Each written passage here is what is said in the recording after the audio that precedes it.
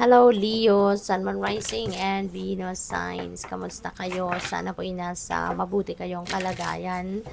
Welcome back po sa Star Tarot at kung bago kayo rito, welcome din po kayo. Please subscribe, like, share my videos and leave me a comment kung nakaresonate po kayo.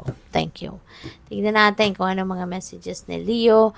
We have Frog Spirit, clear out the clutter. Okay? Time for spring cleaning talaga ngayon, Leo. No? This is time for spring cleaning dahil lalo-lalo na napapasok tayo sa Chinese New Year, 'di ba?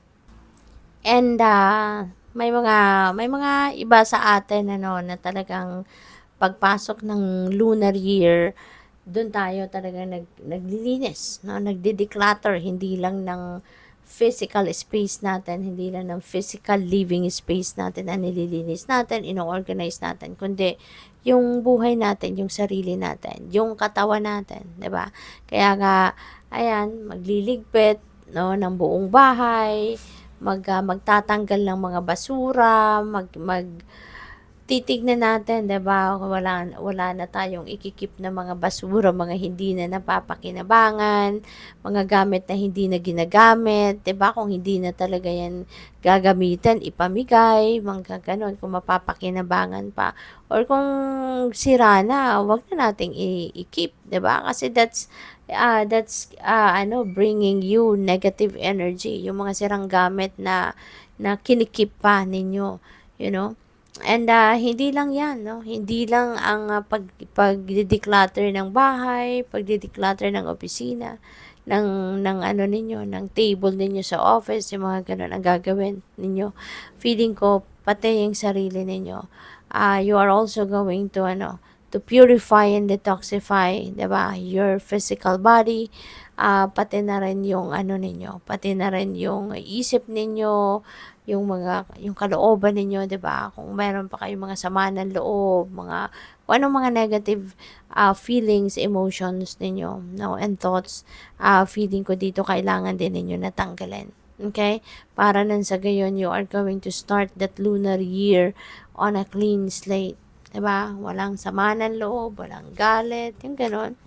So, we have number 62, Turtle Spirit, slow and steady wins the race. Ayan. Kasi, sigurado siya, mabagal man ang andar ng buhay, mabagal man yung andar ng kung anumang mga kaganapan sa buhay, but at least, steady, kalkulado mo ang bawat galaw, sigurado ka sa bawat gagawin mo, 'di ba? Hanggang sa makarating ka doon sa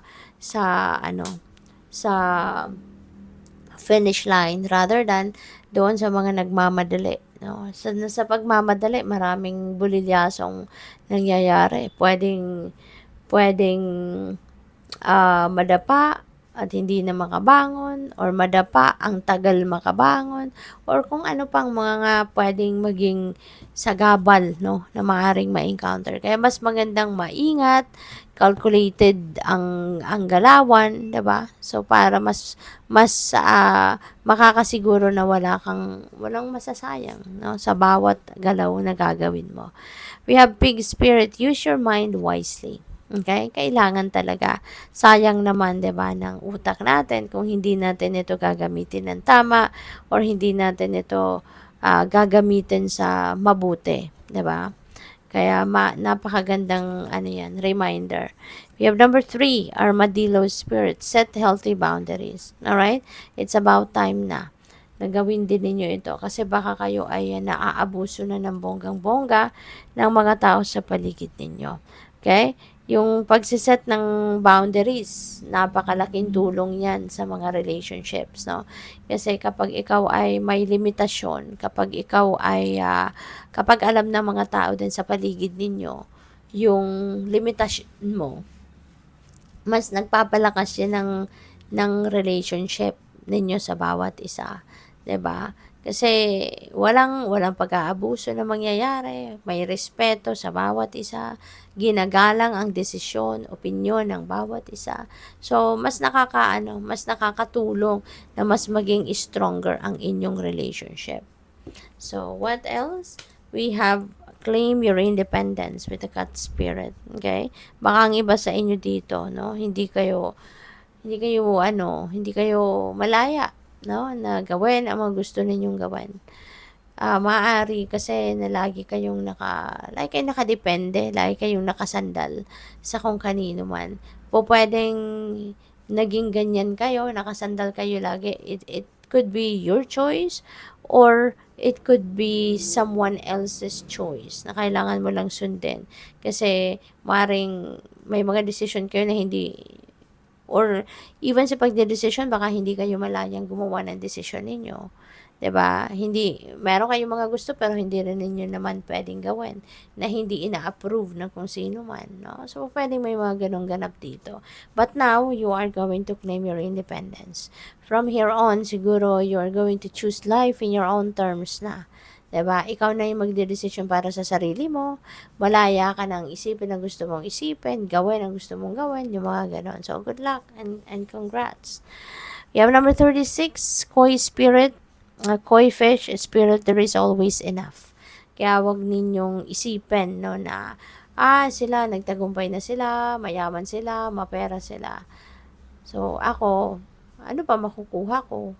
'Di ba? Lahat na nandun na sa kanila. 'Di ba? Hindi ganoon no, Leo. Lahat tayo, we are all entitled for the abundance of the universe. Kahit anumang klase 'yan, pera man, 'di ba? Kayamanan man, kaibigan, or kahit ano pa, we are all entitled for the abundance of the universe. Lagi po ninyong tatandaan yan. There is always enough. Meron para sa akin, merong para sa'yo, merong para kay Pedro, merong para kay Juan, 'di ba? Lahat tayo may kanya-kanya tayong share, no, sa mga bagay-bagay sa mundo. Kaya wag ninyong isipin na there's not enough, no? There's always enough. Okay? Lahat tayo, kanya-kanya lang tayo ng time kung kailan natin ito i-claim nakaparte natin, or kung papaano natin i-claim ito. Okay?